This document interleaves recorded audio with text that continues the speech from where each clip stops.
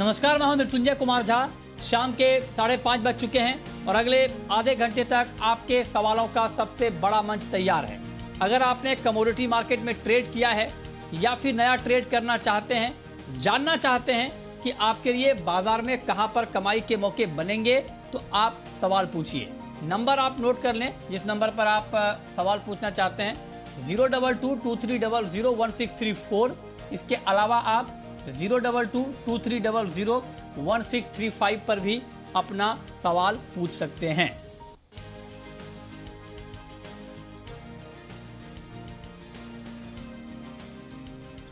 और हमारे साथ आज मेहमानों का एक खास पैनल है। हमारे साथ हैं कुणाल शाह निर्मल बैंक के, प्रथमेश माल्या हैं एंजल ब्रोकिंग के, और अजय केडिया हैं केडिया कमोडिटी के। आप तीनों का बहुत बहुत स्वागत है।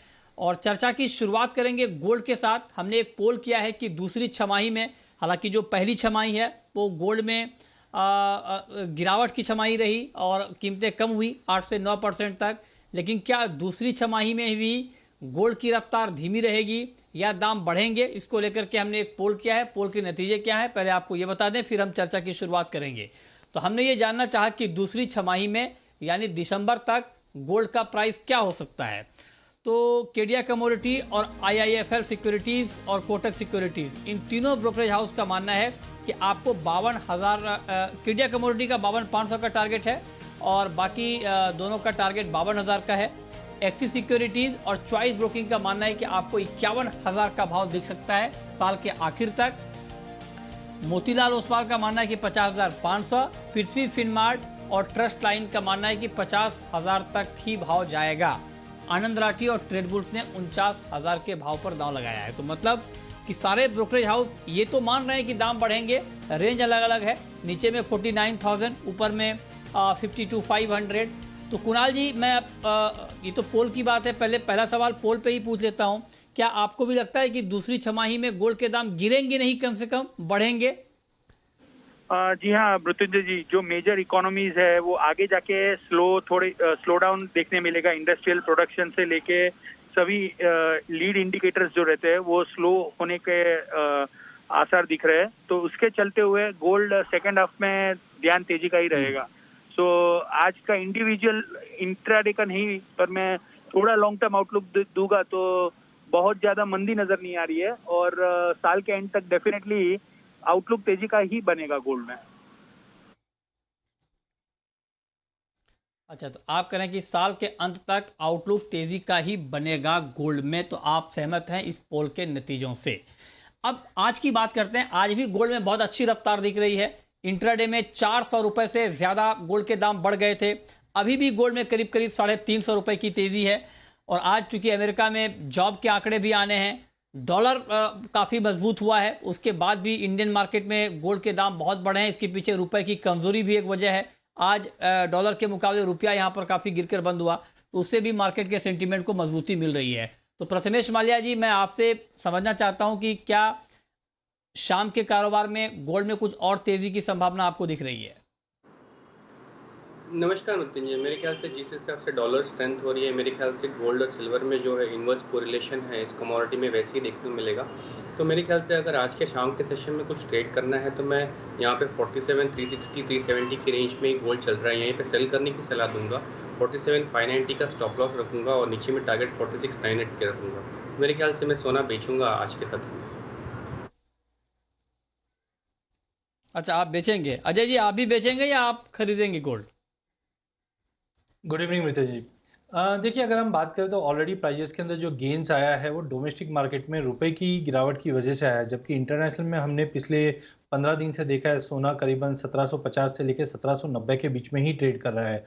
और आज का डेटा और साथ में हमने पिछले एक हफ्ते का जो डेटा पॉइंट देखा है, ये कहीं ना कहीं डॉलर को सपोर्ट कर रहा है। और डॉलर ने टेक्निकली भी 92 का लेवल जो ब्रीच किया है, ये कहीं ना कहीं 93-93.50 तक का लेवल दिखा सकता है। तो ओवरऑल मुझे लगता है कि डोमेस्टिक मार्केट पे अभी जो 6 बजे का डेटा है नॉन फार्म का, इसमें भी काफी बड़ा उछाल आ रहा है जो कहीं ना कहीं गोल्ड पे प्रेशर रखेगा। तो आज के लिए मुझे लगता है इवनिंग सेशन के लिए 47,400-500 की रेंज में बेच के चलिए। फिर से प्राइजेस 47,000 तक का लेवल दिखा सकता है। शॉर्ट टर्म में हो सकता है मार्केट रेंज में रहे, बट लॉन्ग टर्म अभी भी गोल्ड में तेजी का रुख कंटिन्यू रहेगा। अच्छा, दोनों एक्सपर्ट कह रहे हैं कि गोल्ड आपको अभी आज के लिए, आज शाम के लिए बेचना चाहिए? कुणाल जी, आज शाम के लिए आपका कोई व्यू है क्या? क्योंकि अमेरिका में जॉब के आंकड़े भी आने हैं, आपका कोई अनुमान इवनिंग मार्केट को लेकर? जी मृत्युंजय जी, मुझे भी लग रहा है कि गोल्ड में यहाँ से इवनिंग में एक फॉल देखने मिल सकता है। मैं रिकमेंड करूंगा 47,500 में आप बेचिए, और ऑन द डाउन साइड आपको 47,100 में गोल्ड कवर करने मिल सकता है। सो इंट्राडे के लिए डेफिनेटली वीक लग रहा है गोल्ड। आज के दिन के लिए बेच के काम करना चाहिए। अच्छा, तो ऐसा बहुत कम होता है कि सारे एक्सपर्ट एक ही राय दें गोल्ड के ऊपर, लेकिन अभी आप देखिए तीनों एक्सपर्ट की एक ही राय है कि आज इवनिंग मार्केट में गोल्ड के दाम कम हो सकते हैं, तो इससे थोड़ा भरोसा बढ़ता है। तो आप उस हिसाब से अपनी ट्रेड की प्लानिंग कर सकते हैं। ये तो बात हो गई गोल्ड की, लेकिन चांदी का मार्केट अभी, प्रथमेश माल्या जी, आपको कैसा लग रहा है? क्या सिल्वर में भी आज इवनिंग मार्केट में शॉर्ट का व्यू ही होगा आपका? हाँ जी मृत्युंजय, मैं दोनों कमोडिटी में सेल करने की सलाह दूंगा। गोल्ड और सिल्वर 6600 सितंबर वायदा यहीं पे ट्रेड कर रहा है मेरे ख्याल से, या करंट भाव पे मैं सेल करूंगा। 70,300 का स्टॉप रहेगा, नीचे में टारगेट 68,200 के रहेंगे। मेरे ख्याल से चांदी में भी जो रुख है वो नीचे की तरफ का रह सकता है। चलिए, तो ये राय हो गई आपकी चांदी के ऊपर कि चांदी में अभी आपको करना क्या है। लेकिन अब हम बात करते हैं क्रूड की, और क्रूड को लेकर पिछले 2 दिनों से महामंथन चल रहा है ओपेक और गैर ओपेक देशों का। माना जा रहा था कि कल की बैठक में ही फैसला हो जाएगा, लेकिन लास्ट मोमेंट में यूएई ने आपत्ति जता दी, और इस वजह से आज फिर बातचीत के लिए पहल करनी पड़ी। बातचीत अभी हो रही है, लेकिन सोर्सेज के हवाले से कुछ खबर आ रही है, और खबर यह है कि यूएई का विरोध अभी भी चल रहा है। मतलब यूएई पूरी तरह से डील से सहमत नहीं है, और इसीलिए जो फार्मूला यहाँ पर हो रहा है कि कितनी बढ़ोतरी यहाँ पर की जाए, तो उसमें से कुछ जो जानकारी आ रही है कि शायद 4 से 5 लाख बैरल की बढ़ोतरी हो, और जो ऑयल और दिसंबर तक आते आते इसे बढ़ाकर 20 लाख बैरल तक भी किया जाए। और जो ऑयल प्रोडक्शन कट की जो पॉलिसी बनाई गई थी अप्रैल 2022 तक के लिए, उसको बढ़ाकर दिसंबर 2022 तक करने पर ओपेक और गैर ओपेक के मेंबर में आमतौर पर सहमति है। यूएई सिर्फ ये चाहता है कि यूएई का जो उत्पादन का कोटा है उसको बढ़ाया जाए।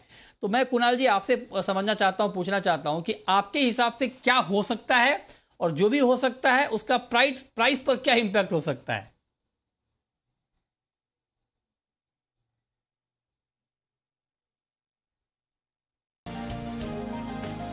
चलिए प्रथमेश माल्या जी, मैं आपसे यही पूछना चाहता हूं, आप जरा बताएं कि क्रूड के ऊपर जो अभी चल रहा है, क्या लगता है आपको फाइनली होगा क्या क्रूड में? मतलब प्राइस किस तरफ आप जाता हुआ देख रहे हैं, और किस तरह के फैसले की उम्मीद है? नितिन जी, मेरे ख्याल से यही सहमति बनाई दिख रही है कि क्रूड का जो प्रोडक्शन है वो इंक्रीज करने की बात होने की संभावना है, जिससे मेरे ख्याल से क्रूड पे दबाव रहने की पॉसिबिलिटी ज़्यादा है। डिमांड एस्टिमेट्स जो है काफ़ी अच्छे दिखाई दे रहे हैं। Pent-up demand because economics open up हो गई है, और वो दिखाई दे रहा है, और आपको यही टोटल ऑप्टिमिज्म ऑयल प्राइसेस में दिखाई दे रहा है। बट मेरे ख्याल से आउटकम के बाद पॉसिबिलिटी जो है, ऑयल प्राइसेस ऑलमोस्ट पॉसिबली अपर जोन में है, रेजिस्टेंस जोन के आसपास पे है। यहाँ पे नोट ऑफ कॉशन चाहूँगा, बाई पोजीशंस पे स्ट्रिक्ट स्टॉप लॉस लगाए। अगर आप सेल कर रहे हो तो मेरे ख्याल से आपको पॉसिबिलिटी ज़्यादा है नीचे फॉल होने के लिए। तो अगर मैं कुछ यहाँ पे ट्रेड करूँगा तो करंट भाव के आसपास जो ट्रेड चल रहा है, जुलाई वायदा 5690 के आसपास में सेल करूँगा। स्टॉप लॉस रहेगा 5755, नीचे में टारगेट 5560 के रहेंगे। बट मैं क्रूड में यहाँ पे सेल करने की सलाह दूँगा। अजय जी, आपका क्या व्यू है सर क्रूड के ऊपर? आपको किस तरह की उम्मीद है ओपेक की इस बैठक से, और ऐसे में क्रूड में ट्रेड क्या लेना चाहिए? 5600 के आसपास मार्केट ट्रेड कर रहा है, क्या व्यू है आपका? देखिए मतलब जब तक हम ओपेक का आउटकम नहीं आता, जब तक मार्केट, मुझे लगता है कोई बड़ा फॉल तो लग नहीं रहा है, क्योंकि 2 मिलियन बैरल का भी अगर प्रोडक्शन में अगर अपडेट आता है तो ये ऑलरेडी मार्केट डिस्काउंट कर चुका है। राइट नाउ हम देख रहे हैं कि धीरे धीरे जो ओपन अप हो रही है इकोनॉमी, तो डिमांड तो बढ़ना है आगे जाकर। तो आई डोंट थिंक कोई इमीडिएट फॉल आएगा अनलेस एंटिल कोई फिगर जब तक नहीं आता। तो जब तक मुझे डेटा और ओपेक से अपडेट नहीं आ रहा है, I would try to avoid short, because हमने देखा हर लेवल पे अगर 50-100 रुपए की गिरावट आती भी है तो इमीडिएटली फॉलोअप बाइंग रहती है। तो आज के लिए मुझे लगता है कि क्रूड में सेलिंग से अवॉइड कीजिए जब तक ओपेक का आउटकम नहीं आता है। तो मुझे लगता है 5570-80 की रेंज में लेके चलिए। 5490 का एक थोड़ा बड़ा स्टॉप लॉस है, बट प्राइजेस कहीं ना कहीं अपर साइड ही आज दिखाना चाहिए, जो 5700 तक का लेवल दिखा सकते हैं, क्योंकि डेटा पॉइंट भी अगर यूएस से अच्छा आएगा तो कहीं ना कहीं इकोनॉमी को बूस्ट मिलेगा और वो क्रूड और बेस मेटल को सपोर्ट कर सकता है। तो आई थिंक क्रूड में जब तक ओपेक का आउटकम नहीं आता है, बाइंग करके चलिए, ऊपर में 5680 से 5700 तक का लेवल देखने मिल जाएगा। ठीक है, गोपाल हैं इस वक्त। गोपाल हमारे साथ जुड़ रहे हैं चुरू राजस्थान से। पूछिए गोपाल जी। जी सर, नमस्कार सर जी। अजय केडी जी, सवाल है, हाजिर में गुआर पड़ा है तो अगले 2 महीने में क्या होगा इसमें? हाजिर में ग्वार पड़ा है, 2 महीने में क्या होगा ये आप जानना चाहते हैं। बताइए अजय जी, क्या होगा 2 महीने में ग्वार में? देखिए, गवार में मार्च के बाद मोमेंटम तो काफ़ी अच्छा बना था, बट उसके बाद हमने देखा कि फ्रेश जो लॉकडाउन हुआ उससे सेंटीमेंट खराब हुआ। लेकिन अब सबसे इम्पोर्टेंट समझना है राजस्थान में बरसात कैसी रहेगी, क्योंकि जिस ढंग से आईएमडी के जो अपडेट आए वो कहीं ना कहीं आशंका दिखा रहे हैं कि राजस्थान में बारिश नहीं है। और ज़्यादा करके हमने देखा जब बारिश कम रहती है तो लोगों का, फार्मर का रुझान जो होता है वो गवार के प्रति ज़्यादा होता है, क्योंकि पानी कम लगता है। तो आई थिंक अगला 20 दिन काफ़ी इंपॉर्टेंट है, क्योंकि वेट एंड वॉच मोड है इस बार भी सोइंग के लिए। तो अगर थोड़ा भी स्विंग का एरिया बढ़ता है, बिकॉज अगर मानसून कमजोर पड़ता है तो गवार के लिए नेगेटिव है, बट धीरे धीरे एक्सपोर्ट डिमांड भी इंप्रूव हो रही है और जिस ढंग से क्रूड के भाव बढ़ रहे हैं तो आने वाले टाइम में और डिमांड बढ़ेगी। तो ओवरऑल अब जो समझ में आ रहा है वो 4000 से लेकर 4400 का जो दायरा है वही मेंटेन है, जब तक सोइंग के आंकड़े और एक्सपोर्ट के आंकड़े और थोड़े इंप्रूव नहीं होते या डिटेल नहीं आती। मार्केट 4000 से लेकर 4400 के बीच में ही ट्रेड करेंगे। 15-20 दिन के अंदर थोड़ी और क्लियरिटी आएगी, तब हम और आगे का अपडेट बताएंगे, बट अभी 4000 से लेकर 4400 के बीच में ही गवार ट्रेड करता हुआ दिखाई देगा। ठीक है, तो आप कह रहे हैं कि 4000 से लेकर 4400 के रेंज में ग्वार का मार्केट आपको ट्रेड करता हुआ दिख रहा है। ठीक है, अगला सवाल है अनुराग का। पूछिए अनुराग। नमस्ते सर। सर मैंने सोयाबीन और सरसों में सर करंट भाव पे बाइंग की है, तो सर इसमें अगले हफ्ता का व्यू चाहिए सर सोयाबीन और सरसों में। सोयाबीन और सरसों में, ओके। अजय जी बताइए सर, क्या देख रहे हैं आप आगे प्राइस ट्रेंड सोयाबीन का और सरसों का? बिल्कुल, अगर सोयाबीन की बात करें मित्र जी, तो हमने पहले कहा था कि 7200 का लेवल थोड़ा कंसर्निंग है, क्योंकि क्लैरिटी नहीं थी हमको। डोमेस्टिक मार्केट में हमने ड्यूटी के ऊपर भी अपडेट था, ऑयल के ऊपर, और साथ में प्रोडक्शन कैसे क्या रहेगा। बट अब जो अपडेट आ रही है डोमेस्टिक मार्केट में, हमने देखा एमपी बेल्ट में रकबा है वो घट सकता है, बिकॉज प्राइजेस जिस ढंग से बढ़े हुए हैं, फार्मर्स अवॉइड कर रहे हैं। तो अगर रकबा घटता है तो डेफिनेटली प्राइजेस को बूस्ट मिलेगा। और साथ में जो मानसून वाला अपडेट आया है ये भी सोयाबीन को स्ट्रॉन्ग मूव दे रहा है। तो आई थिंक सोयाबीन में आपको बाय करके ही चलना चाहिए। जो अपसाइड में मुझे लगता है प्राइजेस 7600 तक का लेवल दिखा सकता है। इंटरनेशनल मार्केट में भी तेजी बनी हुई है और डोमेस्टिक में भी तेजी। तो आई थिंक सोयाबीन में पहले क्लियरिटी नहीं थी, अब जिस ढंग से रकबा घटने की अपडेट आ रही है जो जुलाई महीने को तेज रखेगा, और 7600 तक का लेवल हम देख सकते हैं। ठीक है, विशेष है अगला सवाल विशेष का है। पूछिए विशेष जी। सर मैं शेयर मार्केट में नया हूँ। हेलो। अच्छा, शेयर मार्केट में तो मैं भी नया हूँ सर। मतलब ये कमोडिटी मार्केट का प्रोग्राम है, तो अगर आपका कोई सवाल शेयर से जुड़ा हुआ है तो हमारे शेयर मार्केट वाले कैरेक्टर में पूछें, वहाँ आपको अच्छा जवाब मिल जाएगा। ये कमोडिटी का प्रोग्राम है, तो हम कमोडिटी से जुड़े हुए सवालों के जवाब दे रहे हैं, है ना। ठीक है सर, चलिए मिलेंगे और आगे बढ़ते हैं, कुछ और कमोडिटी की बात करते हैं। बेस मेटल का मार्केट, प्रथमेश माल्या जी, ओवरऑल पहला सवाल तो ये कि ओवरऑल आउटलुक आपका बेस मेटल पर है क्या, और आज कोई ऐसा काउंटर आपको दिख रहा है जहां पर आपको लगता हो कि ट्रेड लिया जा सकता है?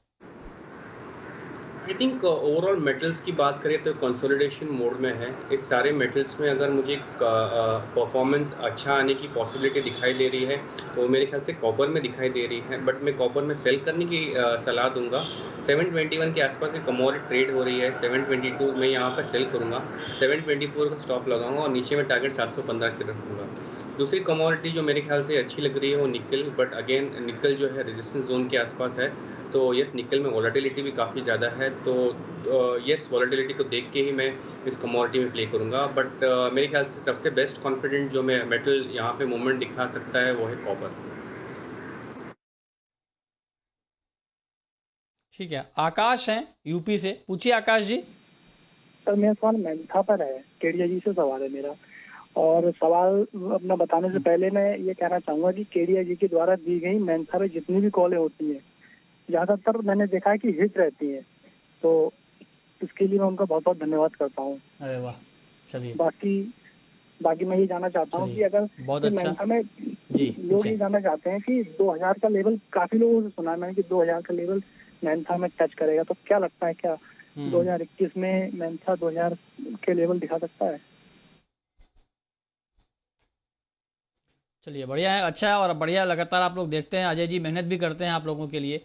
और अजय जी आपको बहुत बहुत बधाई कि आपने जो मेंथा पे कॉल दी है, आपकी कॉल को बहुत सीरियसली लोग फॉलो करते हैं और कॉल हिट भी हो रही हैं, तो ये बहुत अच्छी बात है और अच्छा लगता है जब इस तरह का फीडबैक मिलता है। तो आप बताएं सर कि क्या यहाँ से कुछ बड़ी तेज़ी, मतलब मुझे तो 2000 का लेवल बोलने में थोड़ा संकोच हो रहा है, आपके पास अगर एनालिसिस में ये है तो आप बोल सकते हैं कितनी तेज़ी हम देख पाएंगे मेंथा में भी आगे?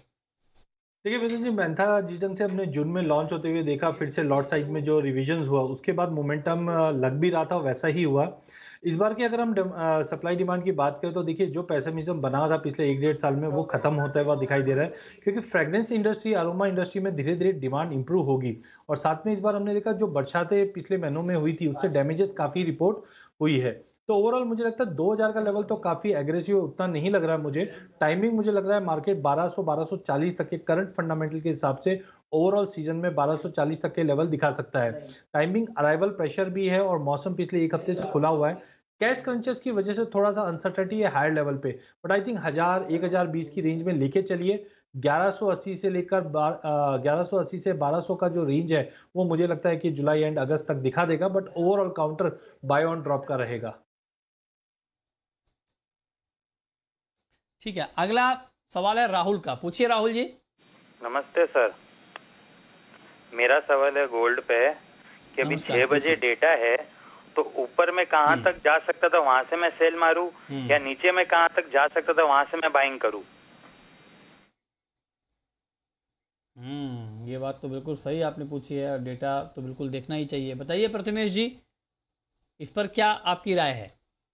आई थिंक डेटा आने का पॉसिबल मेरे ख्याल से जहां आपको नज़दीक मिले 47,500 के आसपास वहां पे आप सेल करो, 47,700 का स्टॉप लगाओ, नीचे में टारगेट अराउंड 47,100 तक रख सकते हो। मेरे ख्याल से डेटा आने के बाद वॉलेटिलिटी रह सकती है, बट जितना आपको ऊपर मिले वहाँ पे सेल कीजिए। 200 रुपीज़ का स्टॉप लॉस लगाइए, नीचे में अराउंड 47,100 के आसपास कवर कीजिए। ठीक है, बलवीर सिंह है अगला सवाल है बलवीर सिंह का, अमृतसर से हमारे साथ जुड़ रहे हैं। बताइए सिंह साहब।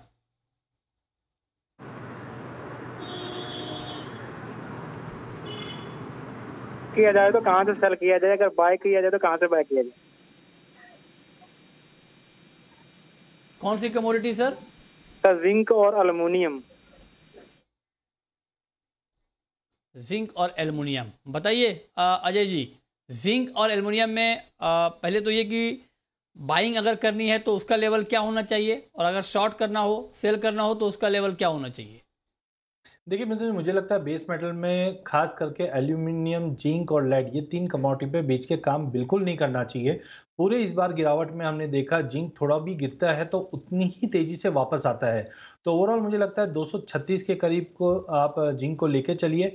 इमीडिएट टारगेट तो 240 242 का है, बट मुझे लगता है अगर 1 महीने की अवधि के लिए अगर ये बात इन्वेस्ट करके चलते हैं तो आई थिंक 260 तक का लेवल हम जिंक में देख पाएंगे। वहीं एल्यूमिनियम में भी काफ़ी शानदार रिकवरी दिखाई है, थोड़ा भी पुल बैक 198 के करीब मिलता है तो लेके चलिए। छोटी अवधि के लिए 201 202 का टारगेट है, बट ओवरऑल 220 के लिए भी एल्यूमिनियम तैयार है।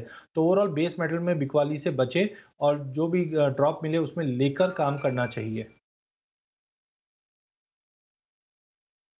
ठीक है, ओके, और अब वक्त है रैपिड फायर राउंड का।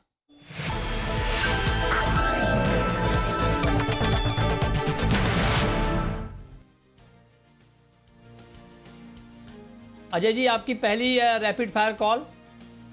नितिन जी, मुझे लगता है क्रूड में ओपेक की अपडेट आने से पहले काफ़ी काउंटर स्ट्रांग लग रहा है। 5580 पे लेके चलिए, 5490 का स्टॉप लॉस रखिए, टारगेट 5700 का रहेगा। आपकी कॉल। प्रथमेश जी, कॉपर जुलाई वाला सेल करने की सलाह रहेगी। 721 एंट्री पॉइंट रहेगा, 724 स्टॉप रहेगा, नीचे में टारगेट 715 के लिए रहेगा। आपकी आखिरी कॉल अजय जी। मित्र जी, मुझे लगता है बेस मेटल के अंदर जिंक काफी स्ट्रांग दिखाई दे रहा है। थोड़ा भी पुल बैक मिलता है डेटा को देखते 236 के करीब लेके चलिए। 234 का स्टॉप लॉस, टारगेट 240 का रहेगा। जी, बहुत शुक्रिया अजय जी आपका और प्रथमेश जी आपका हमारे साथ जुड़ने के लिए, बताने के लिए कहां पर कमाई के मौके बनेंगे।